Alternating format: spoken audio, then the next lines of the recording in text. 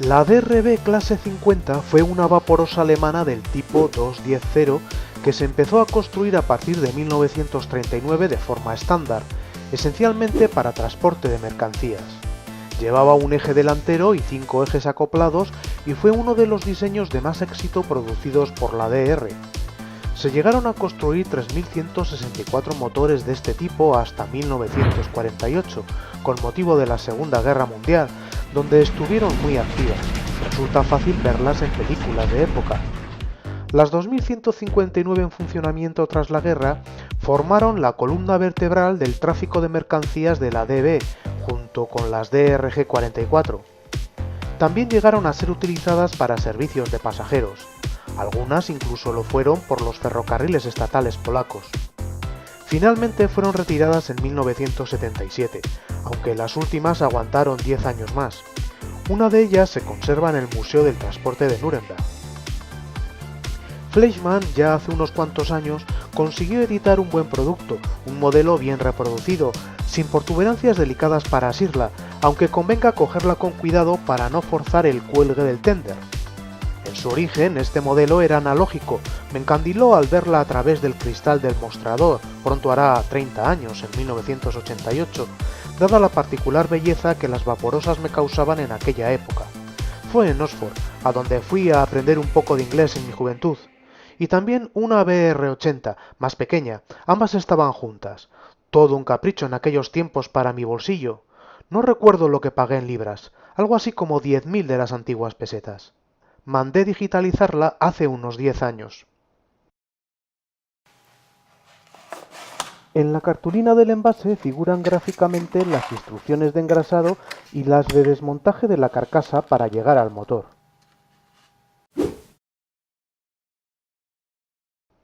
Aunque pudiera parecer lo contrario, el motor se encuentra en el tender, tal como delatan las ruedas tractoras, las cuales portan aros de adherencia, en total 4, algo conveniente para poder empujar el cuerpo de la caldera con comodidad y un convoy respetable. La carcasa del tender, de plástico, encaja por encastre, por lo que no es necesario desatornillar el tornillo inferior.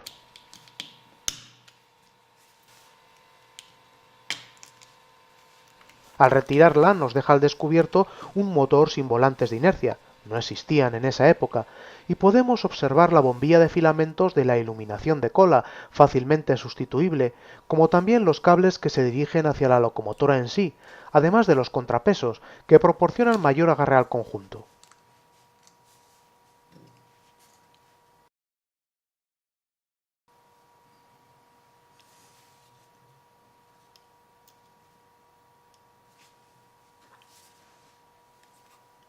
La función del tornillo inferior es sujetar el cuerpo del motor al chasis.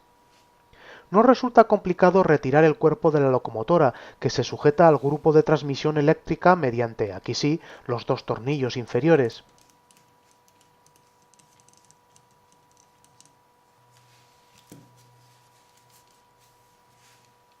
Es aquí, obviamente, donde se aloja el decoder, curiosamente en posición vertical, en el hueco que parece hecho al efecto entre la caldera y la cabina, algo impensable hace 30 años.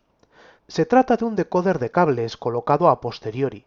La carcasa, en este caso, es metálica, tal como podemos apreciar por su peso, lo que ayuda en el contacto de las ruedas bieladas con la vía para transmitir la corriente.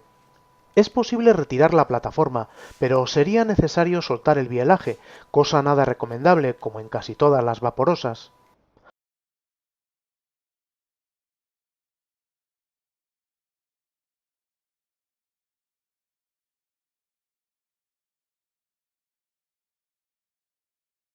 Al volver todo a su lugar, podemos comprobar cómo las ruedas de contacto giran libremente.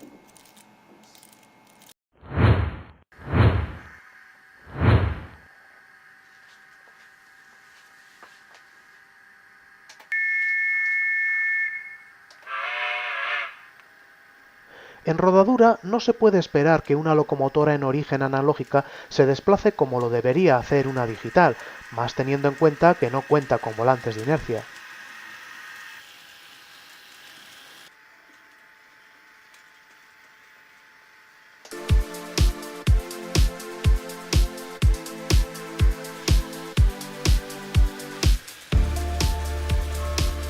No obstante, y aunque no suele ser conveniente digitalizar aquellas, dado su resultado, su circular es aceptable, teniendo en cuenta las circunstancias, por lo que se puede disfrutar con ella, tanto a bajas como a altas velocidades, aunque a veces las ruedas de contacto dejen de girar temporalmente.